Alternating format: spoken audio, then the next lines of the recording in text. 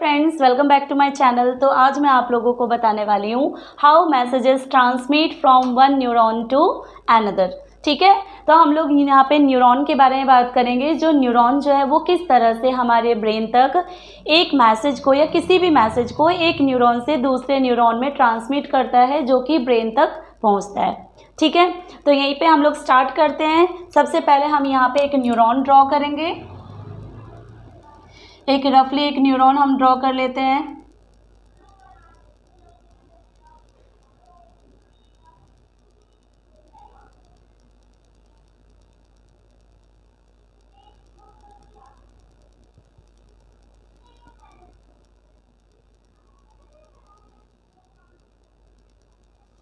जैसे कि आप देख पा रहे हैं ये एक न्यूरॉन है जिसे हम लोग इसके पार्ट्स के नाम भी बताऊंगी अभी किस पार्ट को क्या कहते हैं।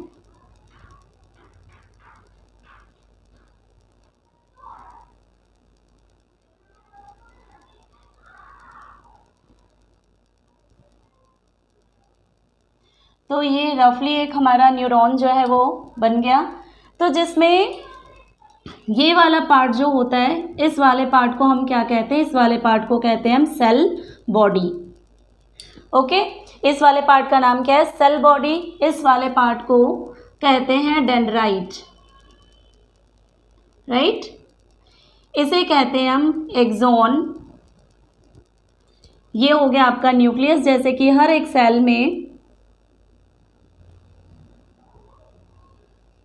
न्यूक्लियस प्रेजेंट होता है, सॉरी,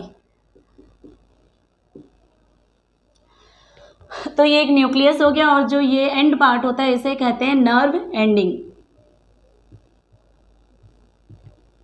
ओके, तो ये इसके डिफरेंट पार्ट्स हो गए। अब मैसेज जो है वो एक न्यूरॉन से दूसरे न्यूरॉन में क्या होता है? ट्रांसमिट होता है। और ये मैसेजेस क्या होते हैं? जस्ट लाइक जैसे हम किसी चीज़ को देखते हैं, जो हम किसी चीज़ को सेंस करते हैं, चाहे वो सुनने की बात हो, चाहे देखने की बात हो, चाहे वो टेस्ट करने की बात हो, चाहे वो सूंघने की बात हो, चाहे वो फील करने की, टच की बात हो।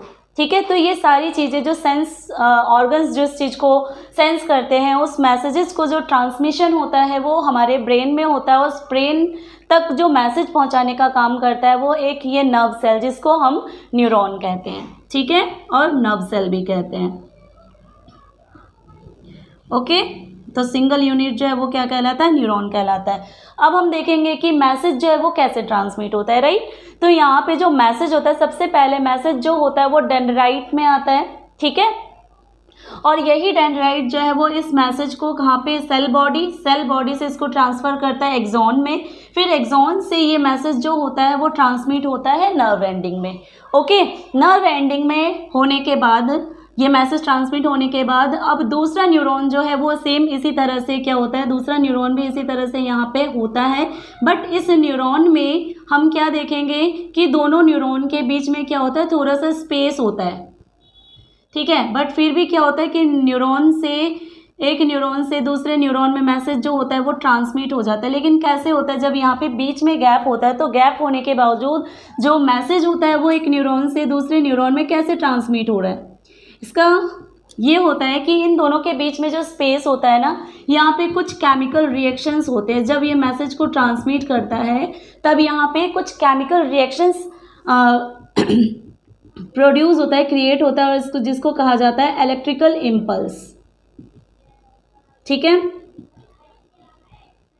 तो जो केमिकल रिएक्शंस होते हैं इसे क्या कहते हैं? Electrical impulse. और इसे इलेक्ट्रिकल इम्पल्स के थ्रू ही एक न्यूरॉन से दूसरे न्यूरॉन में मैसेज ट्रांसमिट होगा। और जैसे कि इसका नर्व एंडिंग है, पर दूसरे वाला का जो इससे कनेक्ट होगा, मतलब कि जो मैसेज का ट्रांसमिट होगा वो सबसे पहले कहाँ पे आएगा? डेंड्राइट में आएगा। फिर इसी तरह से जैसे इसमें step by step message transmit हुआ, वैसे ही दूसरे न्यूरॉन में, फिर तीसरे न्यूरॉन में, इस तरह से जो मिलियंस ऑफ न्यूरॉन्स है वहाँ तक ये मैसेज ट्रांसमिट होता है हमारे ब्रेन तक जाने में।